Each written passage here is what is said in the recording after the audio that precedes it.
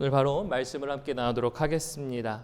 오늘 제가 준비한 말씀은요, 마태복음 9장 18절부터 26절의 말씀을 가지고 믿음은 신뢰입니다 라는 말씀을 가지고 조금 함께 나누고자 합니다. 먼저 우리 하나님의 말씀을 함께 봉독하도록 하겠습니다. 앞에 말씀이 나오니까 필요하신 분들은 또 앞에 말씀을 함께 보시면서 봉독해 주시면 감사하겠습니다. 제가 봉독하도록 하겠습니다. 18절부터 26절 봉독합니다.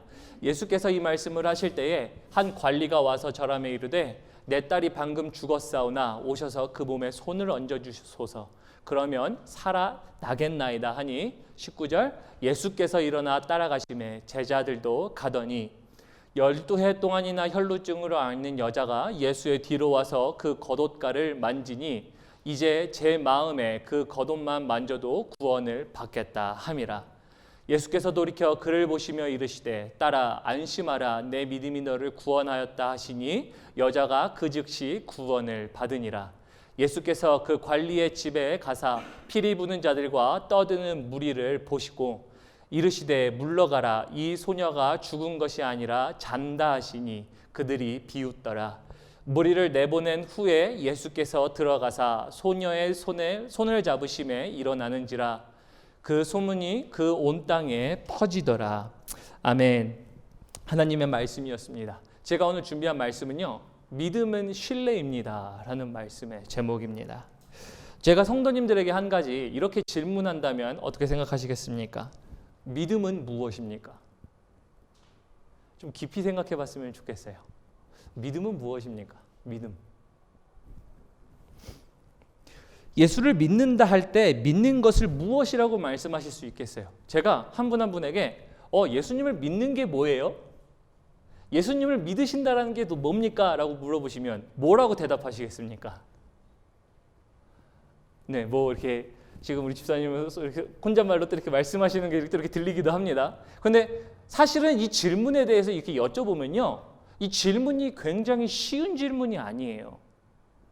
선뜻 그냥 믿는다라는 것은 뭐 예수님을 믿는 겁니다. 그럼 믿음이 뭔데요? 라고 할 때는 또 그것에 대한 구체적인 설명이 필요하잖아요. 사실은 그래서 이게 쉬운 질문이 아닙니다. 저 같은 목회자에게도 목사님, 전도사님 이게 믿는다라는 게 도대체 뭐예요? 라고 질문하면 저도 굉장히 어렵다라고 느끼는 말씀입니다. 왜냐면요, 믿음이라는 것이요 사실은 굉장히 많은 스펙트럼을 가지고 있어요. 굉장히 다양한 측면 속에서 믿음이라는 것을 이야기하고 있기 때문이에요. 그리고 이 믿음이라는 것이 성경에도 많이 나와 있고 핵심 내용이기도 하지만 이 믿음에 따라서 다양하게 이야기하는 내용들이 있거든요. 그래서 이 믿음에 따라서 얘기하다 보면요, 이런 게 생각나실 수도 있습니다. 제가 질문하셨을 때 믿음이 무엇인가 라고 얘기했을 때 아마 이런 예수님의 말씀을 기억해 보실 겁니다. 예수님이 이런 말씀하셨죠. 네가 나를 믿느냐? 이 얘기 들어보셨죠? 네가 나를 믿느냐 할 때의 그 믿음은요, 이런 믿음 같아요. 마음의 동의에 대한 상태인 것 같아요. 그래서 나는 마음으로 예수님을 믿는 것입니다 라고 얘기하실 수도 있을 것 같아요. 믿음이를 무엇인가에 질문하다 보면. 그러면 또 이런 질문도 가능할 수 있을 것 같습니다. 제가 성도님들에게 치유하시는 예수님을 믿으십니까? 라고 물어보면 뭐라고 대답하시겠어요? 거기서 오늘 아무 말씀도 안 하시는데 제가 치유하시는 주님을 믿습니까? 그러면 제가 기대했던 대답은 아멘이거든요. 여전히 치유하시는 주님을 믿으십니까? 아멘. 네, 아멘이죠. 그래서 이 아멘이란 얘기는 결국은 치유하시는 주님을 믿으세요 할 때 그 믿음은 그 주님을 믿습니다. 근데 그 믿음이 어떤 믿음이죠? 전적으로 동의한다라는, 아멘과 함께 동의한다라는 믿음에 대한 내용입니다. 그래서 이 믿음이 무엇입니까?에 대해서 여쭤보면요, 그러면 마음의 상태, 마저 예수님에게 동조하고 동의하는 마음의 상태를 얘기할 수도 있고요. 또 한 가지 믿음은 그 예수님께 그 하시는 일들에 대한 나는 전적인 지적인 동의라고 얘기할 수도 있습니다. 어쨌든 이 스펙트럼이 굉장히 다양한 이 믿음이라는 것들을 제가 왜 말씀을 드리냐면요, 이것으로 뭐 어떤 믿음이 지적인 믿음으로 의한 동의냐 아니면 마음의 준비에 대한 것이냐에 대한 것들을 결론 짓고 싶어서가 아니에요. 사실은 결론 짓는 것도 물론 힘들거니와 이 이야기를 말씀드리는 이유는요, 이 모든 것 속에 전제가 한 가지 등장하기 때문이에요.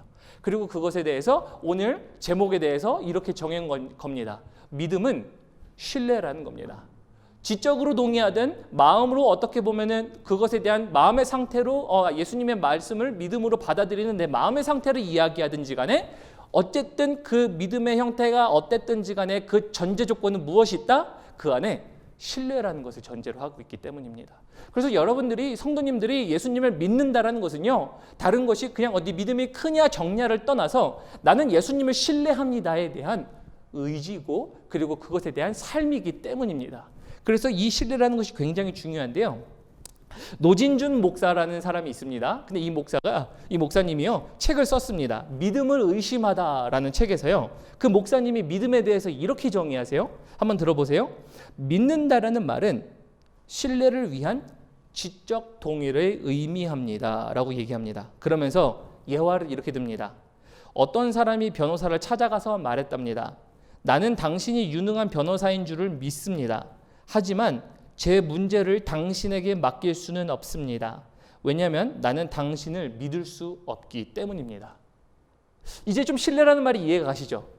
그 변호사에 대한 그 능력에 대한 신뢰는 있습니다. 그래서 믿습니다라고 얘기해요. 근데 그러나 내 사건을 당신에게 못 주겠습니다. 왜냐하면 당신에게 믿음이 없기 때문입니다. 다시 말하면 신뢰가 없기 때문이라는 얘기를 하는 거죠. 그래서 이렇게 계속 설명합니다. 유능함은 인정하지만 사건을 맡길 수 없는 상태, 왠지 친근한 이미지 아닌가요? 예수님이 전능하심은 믿지만 전능하시기에 온전히 맡기기보다는 눈치를 보고 협상해야 할 것 같은 관계.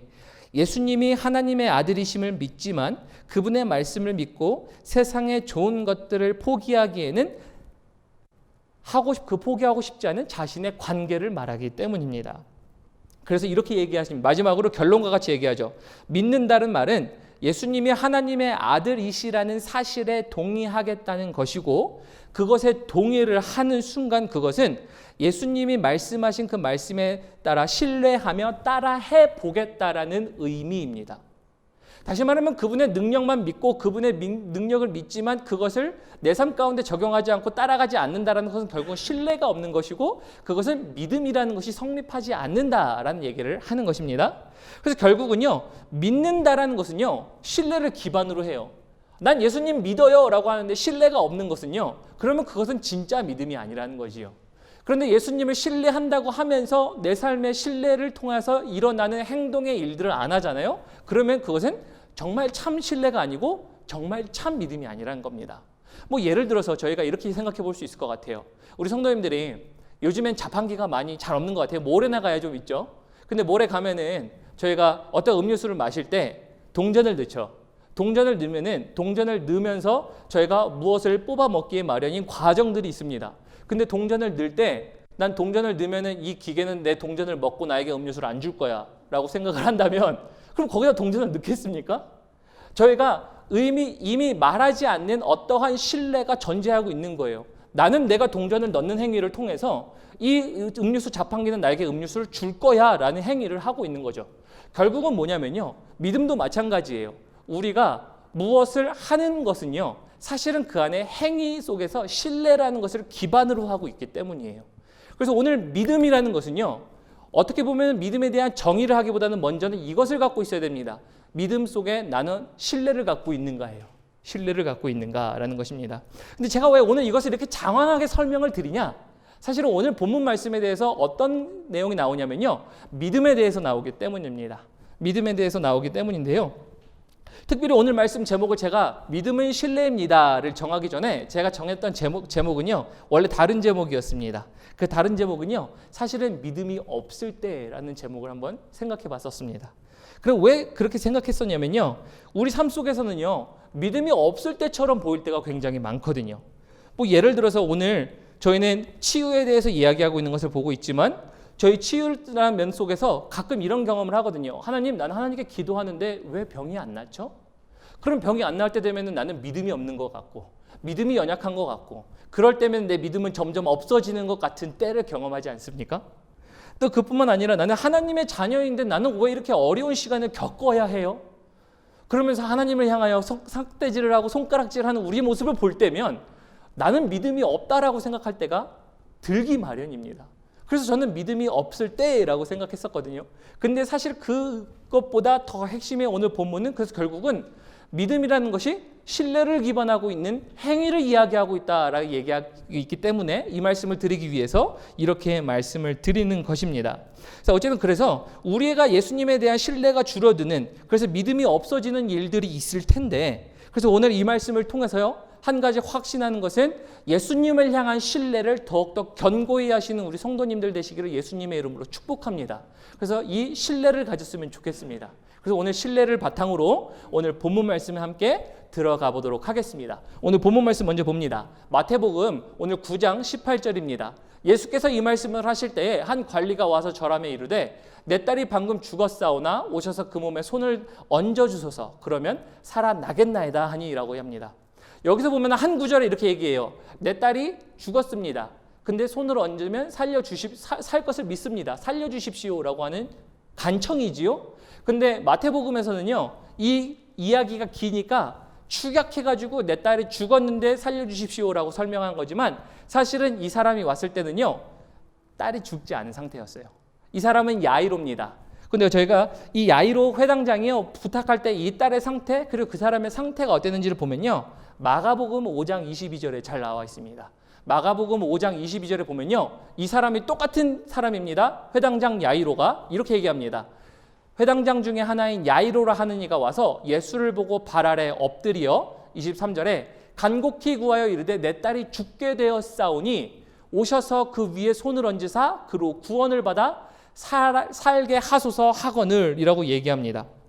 그리고 24절 보면 이렇게 되어 있죠. 이에 따라 그와 함께 가실새 큰 무리가 따라가며 에워싸 밀더라예요. 결국은 뭐냐면요, 이 회당장이요, 예수님에게 와가지고 예수님 내 딸이 죽게 생겼어요. 내 딸이 죽게 생겼어요. 당신이 오시면, 당신이 손을 얹으시면 살려주실 수 있는 줄을 믿습니다요. 그러니까 오늘 본문 마태복음에는 물론 죽었다라는 것을 표현하고 있지만 사실은 죽기 이전에 먼저는 살아있을 때 예수님에게 간청하는 모습이 있었습니다. 그래서 야이로의 상태는요, 이랬을 거예요. 마음속으로는요, 발을 동동 구르면서 예수님 빨리 내 딸 살 수 있어요. 당신이 오시면 살 수 있다라니까요. 언제 오셔서 내 딸을 살려주실 거예요 하면서 빨리 가야 돼. 그래야 내 딸이 살 수 있어에 대한 간절함이 그 안에 있었던 거예요. 그래서 그는 이미 많은 분들을 치유하신 예수님이시잖아. 내가 부탁하는 분은 치유하신 분이시니까 내가 부탁했을 때 살리실 수 있을 거에 대한 이 간절함, 그러나 빨리라는 그의 마음 가운데 이것이 있었을 것입니다. 그래서 그 촌각을 다투는 상황에 누가 등장하지요? 오늘 본문 말씀에 읽어보면 혈루병 여인이 등장합니다. 그래서 정말 이 바쁜 순간에, 그래서 한편의 드라마 같아요. 빨리 이렇게 하는데 갑자기 빠른 순간에 항상 느리게 하는 사람이 있죠. 그런 것처럼 그 한 사람이 딱 등장해가지고 그 촌각을 다투는 그 시간에 그 한 사람이 등장해서 갑자기 성주를 돋구기 시작할 겁니다. 네. 이게 오늘 야이로입니다. 근데 그 야이로의 드라마에 한 여인이 등장하는데 본문 말씀 20절이에요. 20절에 12해 동안이나 혈루증으로 앓는 여자가 예수의 뒤로 와서 그 겉옷가를 만집니다. 그런데 이제 이 또 디테일한 이야기를 마가복음을 통해서 제가 말씀을 드릴 텐데, 이제 여기서는 혈루병 여인에 대해서 굉장히 빨리 지나가지만 디테일을 보면요, 이런 겁니다. 마가복음 5장 26절에 보면 이렇게 되어 있죠. 많은 의사에게, 이 여자 혈루병을 앓던 이 여자가 많은 의사에게 괴로움을 받았고 가진 것도 다 허비하였을 때 아무 효험이 없고 도리어 더 중하였던 차에입니다. 그리고 이제 그 다음 절에 보면요, 이렇게 되어 있죠. 27절에 예수의 소문을 듣고 무리 가운데 끼어 뒤로 들어와서 그의 옷에 손을 대니예요. 결국은 12년 동안 지금 이제 자궁출혈 하혈을 하는 겁니다, 이 여자가. 근데 이 여자가 예수님의 소식도 들어요. 그러니까 야이로가 예수님의 소식을 들었던 것처럼 이 혈루병 가지는 여인도 예수님의 소식을 들어요. 그래서 예수님의 겉옷과 손을 싹 만집니다. 그리고 나서 이제 본문 말씀 21절에 보면 이렇게 되어 있죠. 이제는 그 마음에 겉옷만 만져도 구원을 받겠다 하미로라. 그래서 12년 동안 고생하니까 이 고생을 끝낼 수 있는 사람, 그 예수님에 대해서 치유에 대한 소식을 듣고 나서 난 이것을 손으로 만지면 낫겠다라는 희망이 있었던 겁니다. 소망이 있었던 거예요. 그 신뢰가 있었던 겁니다. 그래서 와가지고 만진 거예요. 그래서 이 여인은요, 근데요, 절대 이 사람을 만져서는 안 돼요. 아마 제 생각입니다. 제 생각에는 이 여인이요, 그 모든 커뮤니티 안에서 저 여자는 부정한 여자야라고 손가락질 이미 받고 있었을 것 같아요. 왜냐하면 12년이라는 시간 속에서 그 피를 흘리는 여자는 부정한 거거든요. 근데 과거에 유대인의 관습 따라서 어떤 것을 그 피 흘린 여자가 만지면 이게 부정해지는 거예요. 그럼 이거를 못 사용해요. 사람을 만지면 그 사람이 부정해져요. 그래서 정결의식을 하고 와야 돼요. 근데 12년 동안 부정한 여자다 보니까 저 여자가 만지는 모든 것들은 부정해지다 보니까 저 여자는 유명한 여자예요. 저 여자가 만지는 모든 것들은 부정하니까 저 여자 오제 못하게 해. 저 여자가 만지는 거는 우리가 못 쓰는 거니까 우리가 특별한 절기에는 접근 금지를 시켜, 저 여자에게는. 그래서 우리가 거룩하게 사용하자. 분명히 이런 경험들을 했었던 여자였을 것 같아요. 그래서 그 여자가 이렇게 사람을 만지면 안 되는데 이 여자가 예수님을 만지는 사건이 일어난 거죠. 그리고 나서 우리 마가복음 5장 29절 한번 보도록 하겠습니다. 마가복음 5장 29절에 보면 이에 그의 혈로 근원이 곧 마름에 병이 나은 줄을 몸에 깨달으니라. 30절 예수께서 그 능력이 자기에게서 나가신 줄 알고 곧 스스로 아시고 무리 가운데 돌이켜 말씀하시되 누가 내 옷에 손을 대었느냐 하시니 31절 제자들이 여짜오되 무리가 에워싸 미는 것을 보시고 누가 손을 대었느냐 물으시니까 하되 32절 예수께서 이 일 행한 여자를 보고 보시려고 둘러보시니예요. 그래서 제가 다시 드라마틱하게 좀 재구성하면요. 이 재구성은 좀 이런 거예요. 야이로가 바쁘잖아요, 마음에. 예수님 빨리 내 딸 좀 낫게 해주세요. 근데 예수님이요. 능력이 나간 거를 아셨어요. 그리고 빨리 걸어가야 하는 그 상황 가운데서 예수님이 뒤돌아보시면서 이 여자가 어디 있지? 내 능력이 나간 이 여자. 내가 이 여자를 찾고 싶은데라고 하시는 거예요. 그러니까 야이로의 마음에는요. 그 여자 찾을 신경이 어디 있어요? 지금 내 딸을 살리셔야 되는 게 먼저인데. 근데 예수님이 자꾸 시작하시는 거죠. 그러자 애가 탔을 거예요. 속으로는 예수님에게 말하지 않아요. 예수님 여기서 이렇게 지체하실 시간이 어디 있어요? 지체할 수는 없잖아요. 죽어가는 내 딸이 있다고요. 분명 성경에는 나와 있지 않습니다만 그의 마음은 그랬을 거예요. 우리 부모로서 그런 마음들 있지 않나요? 우리 자녀가 아프면 긴급한 상황이 생기면 이멀전시만 가더라도 우리는 이하를 갈 때 마음이 긴급하잖아요. 다른 거 생각이 나나요? 아니죠. 먼저는 병원에 빨리 데리고 가야겠다는 생각뿐이죠. 야이로도 분명히 그랬었을 거예요. 그래서 예수님께 일어난 이 일들, 예수님이 지체하시는 이 모습을 보고 아마 그렇게 생각하셨을 겁니다. 야이로가 33절에 이렇게 얘기합니다. 마가복음 33절에 여자가 자기에게 이루어진 일을 알고 두려워하며 떨며 와서 그 앞에 엎드려 모든 사실을 여쭈니예요. 그래서 결국은 모든 일이 드러나요. 그 여자가 등장한 겁니다. 혈루병의 여자가 앞에 와서 사실 이실직고를 다 해요. 근데 그 이실직고 하는 시간도 야이로는 아마 너 1분 동안 얘기했어? 너 3분 얘기했어? 아마 이런 마음이었을 거예요. 그죠? 그리고 나서 이제 34절에 보면 이렇게 되어 있죠. 이르시되 딸아 내 믿음이 너를 구원하였으니 평안히 가라. 내 병에서 놓여 건강할지어다 라고 하세요. 근데 여기서 재밌는 사실은 이거예요. 혈루병 걸린 여자는 12년 동안 앓고 있던 병을 나았어요. 그럼 이 여자에게는 기적이에요. 치유예요? 기쁨이에요? 그죠? 근데 야이로의 눈에는 이게 들어올까요? 안 들어올까요? 안 들어오죠. 다시 말하면 오늘날 이거예요. 우리 성도님들에게 필요한 어떤 기적과 역사가 한 분에게 있었습니다. 그러나 나에게는 그 기적과 역사는 상관이 없어요. 나에게는 다른 기적을 해주셔야 하거든요. 나에게는 이게 더 급한 거거든요. 야이로가요. 이랬던 거예요. 그래서 이런 생각을 했을 것 같아요. 성경에 나와 있지 않지만요. 부정한 여인이 감히 예수님을 만져? 왜냐하면 회당장은요. 유대인들이 모이는 모임에 회당에 그 관리하는 사람이니까 모든 절기를 다 알고 있었죠. 그러니까 예수님을 부정하게 해? 아니 이런 부정한 여인이 다 있나? 아마 이 생각했었을 거예요. 또 두 번째는 이거죠. 지금 내 아이를 치료하는 하필 이 타이밍에 이때 나타나서 시간을 끌어? 그러면서 속으로 이랬을 겁니다. 그러면서 이제 분노가 막 차오르기 시작했어요. 야이로는. 와, 이 순간. 그러나 다시 아니야. 나는 회당장이지. 자, 마음을 차분하게 가라앉히고 다시 이러면서 이랬을 겁니다. 그래, 당신에게 일어난 치유를 축하합니다. 굉장히 시니컬하게. 굉장히 어떻게 보면은 정말 축하하지 않는 모습으로 그러나 그래요. 당신에게 그런 기적이 일어났군요. 그러나 이제 그 기적은 뒤로 하고 그것보다 중요한 건 내 딸이 중요합니다. 라는 것들을 아마 이야기했었을 겁니다. 그래서 축하할 마음은 없고 오직 내게 있는 관심사는 예수님께서 언제 당신과의 대화를 마무리하고 우리 집에 갈지가 내 관심사예요 라고 했었을 것 같아요. 이게 야이로입니다. 그런데 그 순간에 정말 드라마틱하게 비보가 들려옵니다. 그 비보가 뭐죠? 내 딸이 죽었다라는 소식이 들려오는 거예요. 내 딸이 죽었다라는 소식입니다. 35절을 보면 이렇게 되어 있습니다. 35절에 아직 예수께서 말씀하실 때에 회당장의 집에서 사람들에게 와서 회당장에게 이르되 당신의 딸이 죽었나이다.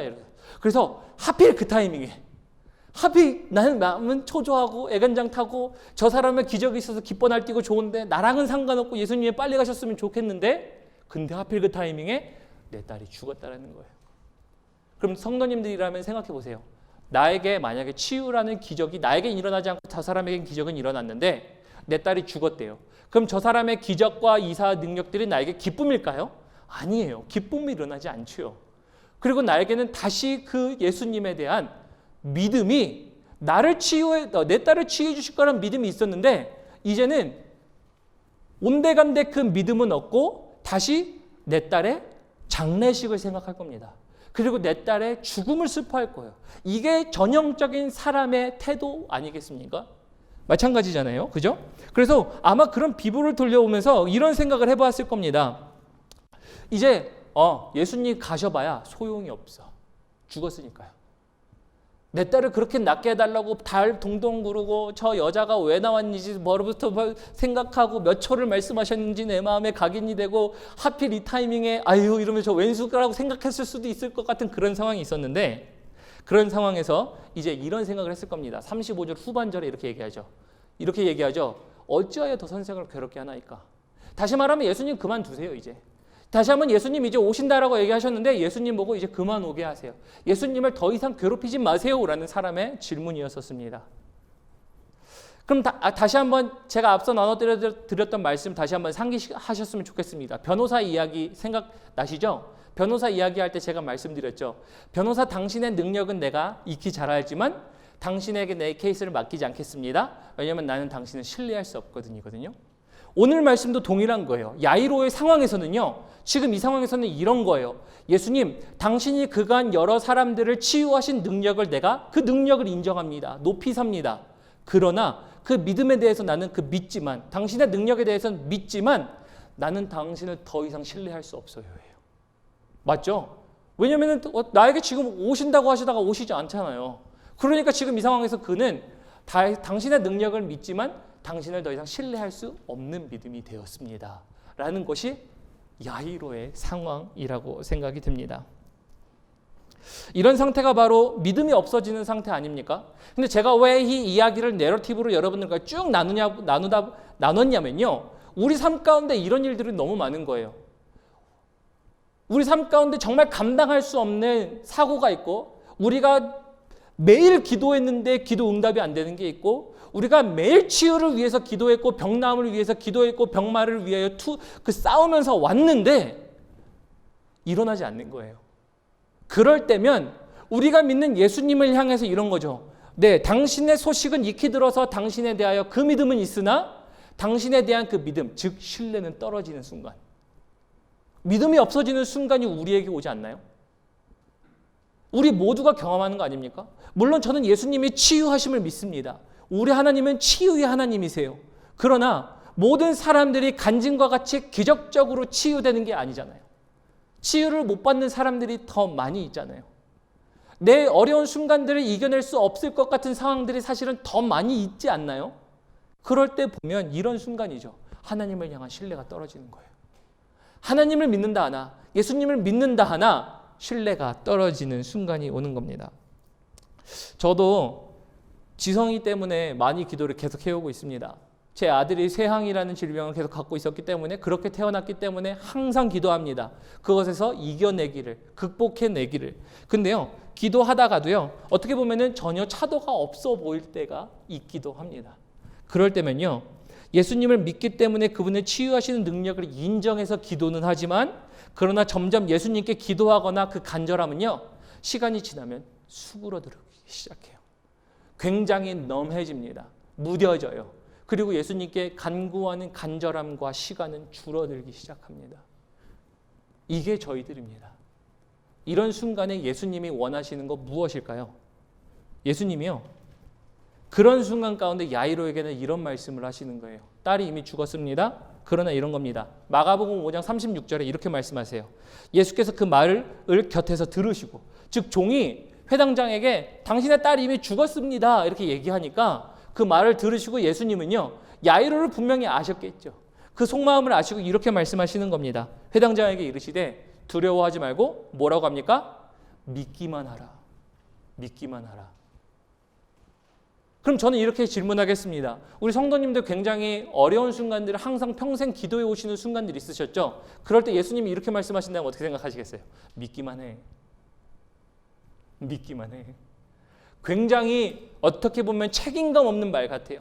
굉장히 어떻게 보면 더 이상 믿을 수 없는 말인 것 같아요. 굉장히 어떻게 보면 이런 순간은 이제 예수님 더 이상 지겨워요. 이 순간. 어떻게 예수님께서 나에게 다시 또 믿기만 하라고 말씀하실 수 있으세요? 라고 말씀하시는 것 같아요. 근데 제가 말씀드렸죠. 여기서 말씀하시는 이 믿기만 하라는요. 예수님에 대한 치유의 능력에 대한 믿음을 이야기하는 게 아니에요. 이 믿음은 그냥 치유에 대한 능력을 믿어라에 대한 치유 능력의 믿음이 아니고 믿기만 하라는 제가 아까 말씀드렸죠. 믿음은요. 신뢰를 전제하고 있다는 거예요. 결국 다시 말하면 뭐냐면요. 여기서 믿기만 하라는 것은요. 이미 주님의 능력을 알았고 믿었으니 이미 과거에 믿었잖아요. 그럼 그 믿은 상황에서 그에게 필요한 것은요. 그 치유하시는 예수님을 끝까지 신뢰하라는 얘기예요. 끝까지 신뢰하라는 이야기입니다. 그러면 오늘 우리에게 끝까지 신뢰할 수 있는 그러한 믿음의 시간들이 필요한 겁니다. 그래서 곧 믿음은요. 치유하시는가 안 하시는가에 대한 것이 아니고요. 신뢰를 끝까지 하는가 안 하는가요. 다시 말씀드릴게요. 우리 성도님들의 삶 가운데 낫지 않은 병이 있을 수도 있고요. 이미 응답이 안 된 기도들이 있을 수도 있습니다. 그래서 예수님이 여기서 말씀하시는 거는요. 나의 능력에 대한 믿음은 너희가 의심했던 적이 없다는 거예요. 야이로에게는. 근데 그 믿음을 잃어버렸을 때 그것이 신뢰가 떨어진 그 순간에 예수님은 말씀하신 거예요. 그래도 너는 믿기만 하라. 다시 말하면 그렇게 믿었던 너의 그 처음의 믿음, 그 신뢰를 나에게 가져라 해요. 그래서 신뢰를 다시 유지해라라는 것이지요. 그래서 빙점의 저자인 일본의 여자 소설가가 있는데요. 그 여자 소설가가요. 이제 13년 동안 결핵 때문에 고생을 많이 합니다. 근데 그 결핵 동안에 예수님을 만나요. 예수님을 만나고 났는데 예수님을 만나고 나서 60세 되던 해에 또다시 암이 발생합니다. 암이 발생하고 나니까 투병생활을 하면서 그 투병생활 가운데 그녀가 이런 고백을 합니다. 하나님, 당신이 하시는 일은 언제나 옳습니다. 왜냐하면 당신은 나보다 나를 더 잘 아시고 나보다 나를 더 사랑하시기 때문입니다. 내가 겪는 이 고통이 하나님이 주시는 거라면 제가 기꺼이 받아들이겠습니다. 라고 얘기해요. 그래서 잘 아시는 우리 김기성 목사님이라는 분이 계신데요. 이분이 이렇게 얘기합니다. 분명 병이 치유 안 될 수도 있어요. 우리가 정말 그렇게 간절히 기도할 때 낫지 않을 수도 있어요. 우리가 간절히 기도하는 그 고통들에서 벗어나지 않을 수도 있어요. 그러나 이분이 이렇게 얘기합니다. 병이 낫지는 않았지만 그분은 마음의 병은 하나님을 신뢰함 속에서 나았습니다. 라고 얘기합니다. 그리고 이제 마지막에 보면 결론은 이렇게 돼요. 야이로의 결론은요. 이렇습니다. 24절에 보면요. 이르시되 물러가라. 다음 넘겨주실래요? 네, 마가복음 5장 24절에 보면 이와 함께 가실새 큰 무리가 따라가며 애워싸 밀고 있었는데요. 이제 넘어가서요. 다음 구절 넘겨주세요. 네, 제가 읽겠습니다. 무리를 내보낸 후에 예수께서 들어가서 소녀의 손을 잡으시고 일어나시는지라 그 소문이 온 땅에 퍼지더라 라고 얘기합니다. 결국은 딸은 일어나요. 그러면 저에게 이런 질문을 하실 겁니다. 에이, 전도사님, 야이로 딸은 일어났잖아요. 그죠? 그렇게 말씀하실 수 있어요. 왜냐면요, 저는 이것을 통해서 이렇게 말씀드리고 싶은 거거든요. 사실은 야이로의 딸이 낳았지만요, 저는 성경에 기록되어 있지 않지만 야이로가 주님을 향한 신뢰는 어떻게 됐다? 회복됐다라는 겁니다. 그죠? 성경에 나와 있지 않아요. 그러나 야이로의 신뢰는 분명히 회복됐을 거예요. 그럼 이렇게 얘기할 수 있죠. 전도사님, 야이로의 딸은 회복됐으니까 신뢰가 됐죠. 근데 우리는 신뢰가 회복이 안 될 순간도 있을 수 있지 않을까요? 낫지 않으면 경험할 수도 있으니까요. 어떤 고통을 이겨낼 수 있는 순간이 오지 않을 수도 있으니까요. 라고 얘기하죠. 그럼 저는 이렇게 얘기하겠습니다. 아니요. 그 딸은 분명히 또 죽었습니다. 그죠? 사람이니까 분명히 그 딸은 또 죽었을 거예요. 그러나 저희가 갖고 있는 예수님에 대한 신뢰는요. 이 땅에서의 어떤 고통과 아니면 질병에 대한 것에 대한 신뢰가 아니고요. 우리의 신뢰는 영혼에 대한 신뢰 아닙니까? 다시 한번 묻겠습니다. 우리가 예수 그리스도를 믿는다라고 하는 것은요. 그 믿음은요, 단순히 이 땅에서의 질병에 대한 치유의 문제가 아니고요, 우리에 대한 믿음은요, 영혼에 대한 신뢰이잖아요. 맞죠? 정의를 다시 그렇게 재정립을 해야 우리가 예수님에 대한 신뢰를요, 끝까지 가져갈 수 있는 거예요. 만약에 야이로가 자신의 딸을 낳는 것에 대한 신뢰로 멈췄더라면, 그리고 거기서 회복되는 순간이 없었더라면 그는 분명히 하나님을 떠났을 수도 있어요. 예수님을 떠나는 이유가 당연히 충분하죠. 왜냐하면 치유의 목적이 있었기 때문에. 우리 성도님들의 믿음은 어떤 믿음이십니까? 제가 그래서 처음에 질문 드렸었죠. 성도님들이 생각하시는 믿음은 무엇입니까? 라고 질문을 드렸죠. 그래서 다시 말씀드리겠습니다. 믿음에 대한 결론은 여러 가지 내실 수 있습니다. 그러나 거기에 전제 조건은 한 가지 있다는 것을요. 그것은 신뢰입니다. 신뢰. 말씀을 맺겠습니다. 예수님을 믿는다라는 것은요, 그분이 누구이신지 그분의 능력을 인정하는 것을 넘어서서 우리가 그분을 신뢰했다라는 것을 이야기하는 거예요. 그래서 오늘 이런 질문을 좀 고백하셨으면 좋겠어요. 내가 예수 그리스도를 믿는다 할 때 나는 도대체 무엇을 믿고 있는가예요. 오늘 말씀에 대한 치유함이 있지만요, 치유의 근본에 깔려 있는 것은 사실은 신뢰라는 것을 기억하셔야 합니다. 그리고 이런 거죠. 우리 삶 가운데 믿음이 없어지도록 만드는, 신뢰를 더 이상 할 수 없도록 하는 상황이 매우 많이 와요. 매우 많이. 정말 손가락으로 셀 수도 없이 그 순간은 많이 와요. 그죠? 그러나 예수님은 말씀하십니다. 이 순간에요, 너희는 믿기만 하라. 믿기만 하라가 그냥 맹목적인 믿음이 아니죠. 신뢰하라는 믿음입니다. 우리가 원하는 결과를 눈에 보이지 않더라도요, 저희는 예수님이 구원자이시기에 그분을 신뢰하기에 그분에게 모든 것을 맡겨드리는 것 아니겠습니까? 이것이 오늘 예수님께서 말씀하시는 말씀입니다. 그래서 우리가 하나님을 믿는 것은요, 영원의 신뢰가 있는 믿음입니다. 그리고 우리는 그 믿음을 가진 자들입니다. 그래서 주님은요, 말씀하신다면요, 하나를 말씀하신다면 오늘 말씀으로 이렇게 말씀하시는 것이죠. 너는 나를 신뢰할 수 있니? 너는 나를 신뢰할 수 있니? 정말 어려운 순간 생각해 봅시다. 우리가 정말 이겨내고 싶은 상황 생각해 봅시다. 우리가 꼭 나아야 하는 주변의 질병들 생각해 봅시다. 주님은 이 말씀하시는 거예요. 단 한 가지. 너는 나를 신뢰할 수 있니? 예수님을 믿는다라는 건 이런 거거든요. 크리스천이란 얘기는요, 예수님 나는 당신을 믿습니다에는요, 지금 작금의 순간을 극복하는 이것이 믿음이 아니에요. 물론 그런 순간들 주님께서 해주실 수 있는 분이세요. 그래서 우리는요, 병 낫기를 위해 간구해야 됩니다. 고통을 벗어나기 위해 간구해야 됩니다. 그러나 그 간구하는 순간 속에서 저희는 주님을 신뢰하기 때문에 이런 결정을 하는 거죠. 주님, 내 삶은 주님께 맡겨드립니다. 왜냐하면 그런 순간을 신뢰할 때 주님께서는 어느 순간이든지 간에 주님의 방법대로 나에게 역사하실 것을 믿기 때문입니다. 그래서 우리 함께 주님을 더 믿어드리시는, 그래서 신뢰를 잃어버리는 순간이 있으셨다면요, 오늘 이 말씀을 통해서 주님을 향한 신뢰를 회복하시는, 그래서 믿음을 더욱더 굳건하게 하시는, 그래서 영원에 대한 신뢰가 흔들리지 아니하시는 우리 성도님들 되시기를 예수님의 이름으로 축복합니다. 우리 함께 이 찬양 고백했으면 좋겠습니다. 우리 여호와의 유월절이거든요. 그래서 지금 이 순간을 통해서 예수님이 조명하시는 건 이것이에요. 너희는 믿기만 하라. 근데 믿기만 하라는 것을 통해서 무엇을 해야 되나요? 주님 임재 앞에 들어가야 돼요. 주님, 나 어려운 상황이에요. 나 극복할 수 없는 상황이에요.